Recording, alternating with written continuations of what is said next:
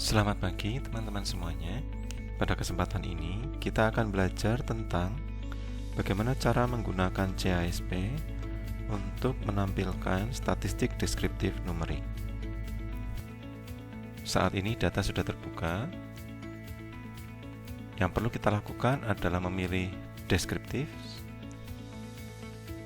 Ini adalah letak semua statistik deskriptif yang bisa dilakukan oleh CASP. Kemudian misalnya kita memilih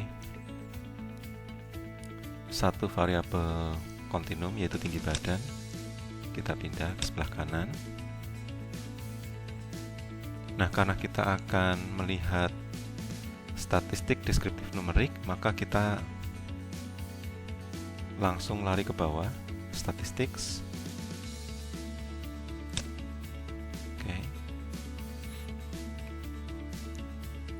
Di sini ada beberapa statistik yang bisa kita keluarkan, kita mintakan untuk dianalisis oleh CASP.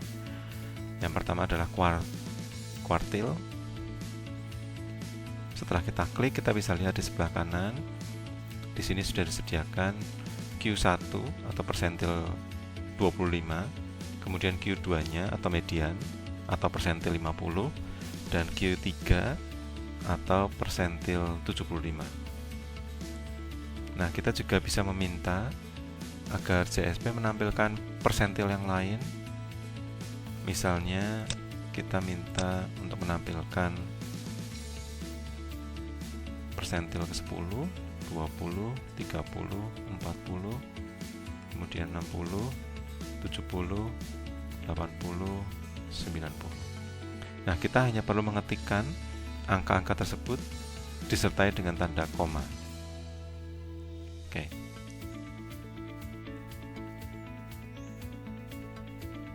Nah, sekarang sudah keluar. Kita bisa lihat di sini ada persentil 10 sampai persentil 90. Di sini saya memang tidak meminta persentil ke 50 karena kita sudah punya informasinya di atas ini. Oke.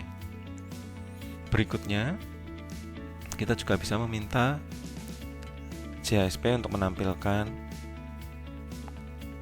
ukuran tendensi sentral. Di sini ada median, modus, dan mean. Begitu kita klik, kita lihat di sini tampilannya. Mean-nya sebesar 162,129, mediannya 162, dan modusnya adalah 165. Nah, kita juga bisa meminta CASP untuk menampilkan beberapa ukuran sebaran.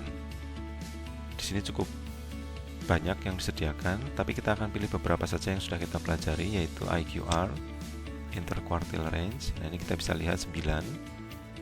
Ini bisa kita dapatkan dari 166, yaitu persentil ke-75, atau kuartil ketiga dikurangi kuartil pertama, yaitu 157. Kemudian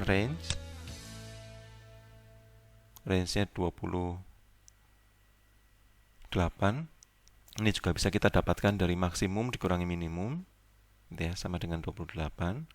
Nah, dengan melihat ini, selisih IQR dan IQ dengan range yang cukup lebar, ini kita bisa menduga mungkin ada beberapa orang yang agak jauh, gitu ya, rentangnya dari keseluruhan orang pada umumnya di dalam kelompok ini. Lalu kita juga bisa klik variance. Jadi kita ada standar deviasi, lalu ada variance. Kita bisa lihat bahwa variance ini adalah kuadrat dari standar deviasi. Nah, selain ukuran sebaran, kita juga bisa meminta CASP untuk menampilkan ukuran distribusi, yaitu skewness dan kurtosis. Nah, ini kita bisa lihat di sini. Sudah ditampilkan skewness-nya minus 0,087, ini mendekati 0. Kurtosisnya juga minus 0,467, ini juga mendekati 0 kurang lebih, ya. Sehingga kita bisa bilang distribusi dari data ini cenderung simetris, gitu ya, dan cenderung mesokurtik, gitu. Jadi dia mendekati distribusi normal. Lalu bagaimana misalnya kita membutuhkan analisis untuk data kategorik. Nah, kita akan pisah tabelnya supaya tidak campur aduk gitu ya. Oke, kita klik lagi deskriptif. Kemudian misalnya saya ingin tahu medsos favorit yang disukai mahasiswa. Nah, karena ini adalah variabel nominal, maka kita bisa minta JSP untuk menampilkan tabel frekuensinya. Nah, seperti di bawah ini. Jadi kita bisa lihat bahwa sekitar berapa itu? 51%, gitu ya, 51-52% dari mahasiswa itu lebih menyukai menggunakan Instagram. Sementara Twitter hanya sekitar 3% gitu ya, WhatsApp 6%, kemudian YouTube 38%. Nah, kita juga bisa lihat bahwa meskipun Twitter dan WhatsApp itu 3% dan 6%, tetapi frekuensinya sebetulnya sangat kecil, hanya 1 dan 2. Oke. Nah, berikutnya, karena datanya adalah data nominal, maka kuartil, poin, dan persentil itu tidak cukup masuk akal untuk diminta ke JASP, sehingga kita tidak akan meminta itu. Untuk melihat modus, kita bisa melihat pada tabel frekuensi ini, sehingga misalnya kita bisa lihat, oh ternyata Instagram itu paling banyak diminati, gitu ya. Yang kedua adalah YouTube.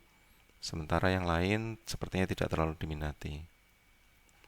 Nah, kita juga tidak perlu meminta yang lain di sini, ukuran distribusi, ukuran sebaran, karena lagi-lagi datanya adalah data nominal, sehingga kita tidak bisa meminta, tidak cukup masuk akal gitu ya untuk meminta JSP melakukan analisis tersebut. Oke. Dengan demikian cukup sudah selesai apa yang sudah kita kerjakan. Kita bisa lihat hasilnya di sini. 2 analisis dilakukan, 1 untuk melakukan analisis pada data kontinum dan 1 untuk melakukan analisis pada data kategorik. Kita jumpa lagi dalam tutorial untuk melakukan analisis menggunakan JSP dengan metode yang lain.